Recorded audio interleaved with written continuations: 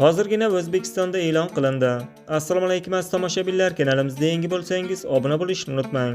Ushbu xabar barcha fuqarolarga tezda yetib borishi uchun video ostiga like bosishni unutmang. 17-20 noyabr kunlari kutilayotgan ob-havo ma'lumotlari e'lon qilindi.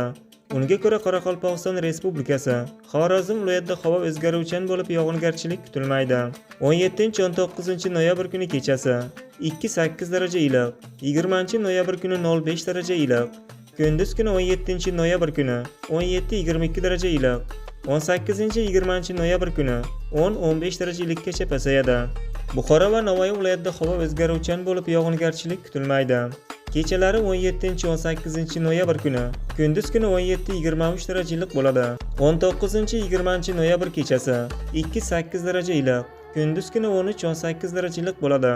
Toshkent, Sirdaryo va Jizzax, Samarqand viloyatlarida havo o'zgaruvchan bo'lib yog'ingarchilik kutilmaydi. 17 noyabr kechasi 4-9 daraja iliq, kunduz kuni 17-19 noyabr kuni 17-22 daraja iliq, 19-20 noyabr kuni 13-18 daraja iliq bo'ladi. Qashqadaryo va Surxondaryo viloyatlarida havo o'zgaruvchan bo'lib yog'ingarchilik kutilmaydi. Kechasi 4-9 daraja iliq, kunduz kuni 17-18 noyabrda 19-24 daraja iliq, 19-20 noyabr kuni 14-19 daraja iliqgacha pasayadi.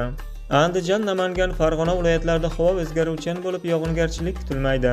17 noyabr kuni 2-8 daraja iliq, kunduz kuni 17-18 noyabr kuni 15-20 daraja iliq, 19 noyabr kuni 13-18 daraja iliq, 20 noyabr kuni 12-18 daraja iliq bo'ladi.